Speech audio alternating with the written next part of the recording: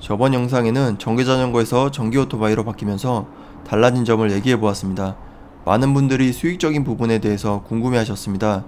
제가 저번 영상에서 최대한 수입적인 부분을 얘기 안 하려고 했습니다. 아무래도 전기자전거에서 오토바이로 옮기려는 분들에게는 가장 중요한 부분이 수익적인 부분이겠죠? 큰 차이가 나지 않는다면 굳이 오토바이로 옮길 이유가 없을 테니까요. 그래서 오늘은 수익적인 부분에 대해서 좀 더 얘기해 보려고 합니다. 요즘처럼 날씨나 상황이 너무 달라서 하루하루 수입차가 너무 크기 때문에 좋은 비교 대상이 아니라서 조심스러운 부분이 있었습니다. 그리고 제가 매일 같은 시간대에 일하는 게 아니라서 딱 잘라 정확한 금액을 얘기하는 것도 그러더라고요. 얼마 전 15, 16일 월화 배달을 기준으로 얘기해 보겠습니다. 요즘에는 피크 시간대에 이런 프로모션이 많이 붙잖아요. 이게 성수기라는 증거거든요. 비수기에는 이런 거 없죠. 쿠팡 미션도 거의 없습니다. 저번 여름철에도 이런 걸 계속 보내더라고요.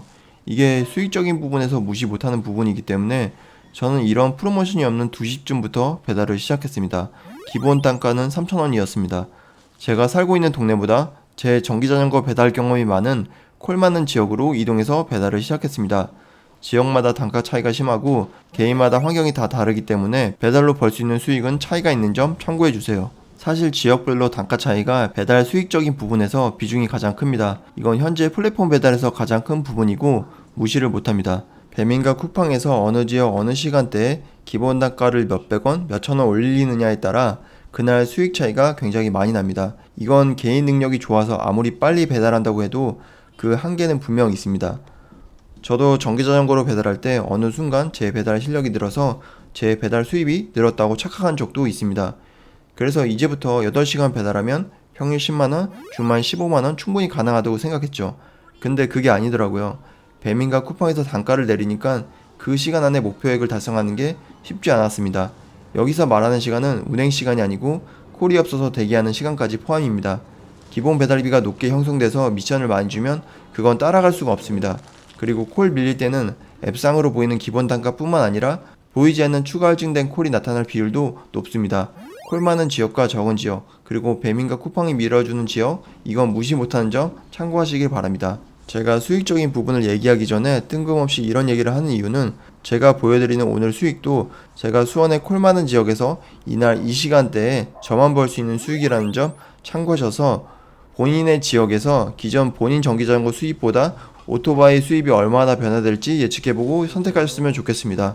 매번 이 얘기를 왜 하냐면 대부분 사람들은 같은 걸 보여줘도 본인이 보고 싶은 것만 보더라고요. 제 의도와는 다르게 말이죠.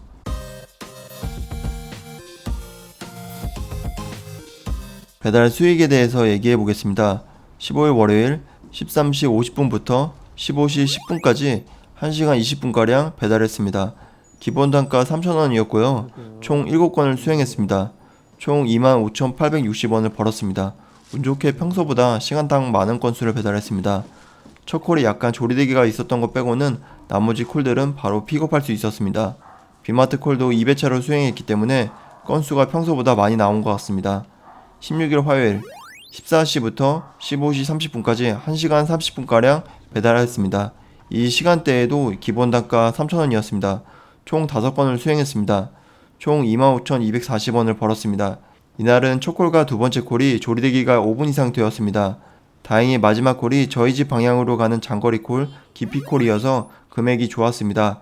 마지막 콜이 아니었다면 2만원 정도 벌지 않았을까 생각이 듭니다. 이것만 보면 어떤 생각이 드시나요?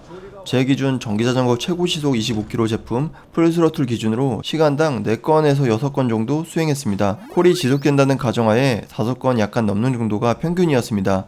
오토바이로 바뀌니까 차가 막히는 상황도 오고 신호도 있기 때문에 제 기준 3건에서 5건 정도 수행이 가능하고 콜이 지속된다는 가정하에 4건 정도가 평균이었습니다. 오토바이 경우 키로수가 좀 더 먼 경우도 있고 금액대가 어느 정도 있는 장거리 콜도 있기 때문에 전기자전거보다 적은 건수가 중요하다고는 생각이 안 됩니다. 하지만 전기자전거로 1시간 30분 동안 3,500원짜리 8건을 한다고 가정했을 때 28,000원입니다. 콜이 많고 밀집된 지역은 1시간 30분 동안 8건 수행이 가능하겠죠? 7건을 수행한다고 해도 24,500원입니다.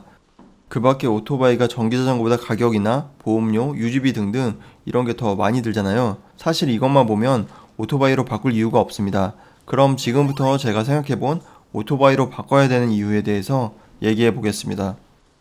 오토바이로 바꿔야 되는 이유. 첫 번째, 특정 시기에 단가 차이가 심합니다. 콜이 없거나 적당한 시기에는 단가 차이가 거의 없습니다. 앞에서 보신 것처럼 전기자전거랑 똑같이 기본 단가 3,000원입니다. 그런데 콜이 많아지는 특정 시기에 오토바이 배달료를 확 올려줍니다. 제가 처음 탔을 때 어떤 날은 심야 시간에도 전기자전거로 못 보던 단가가 나오더라고요.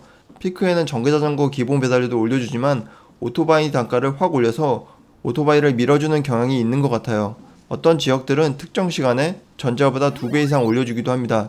그리고 전기자전거는 비 오는 날 고장 우려가 있기 때문에 대부분 안 타시는데, 오토바이는 전기자전거보다 고장 우려는 적기 때문에 비 오는 날 많이 타시죠.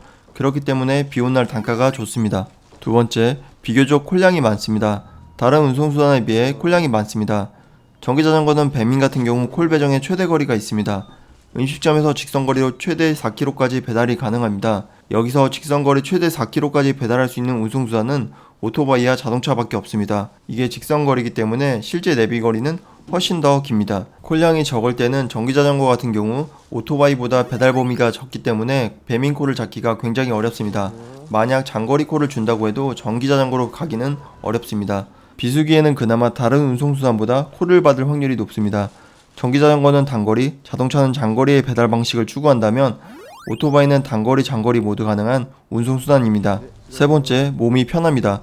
뺄 것 빼고 순수익이 비슷하다고 해도 몸이 편하기 때문에 오토바이를 선택하시는 분들도 계실 겁니다. 플랫폼 배달 자체가 진입 장벽이 낮아서 다양한 연령대가 배달이 가능합니다. 자전거 자체를 잘 타시고 말벅지를 가지고 계시는 분들은 전기자전거를 장시간 타고 배달하는데 지장이 없을 거라고 생각이 듭니다.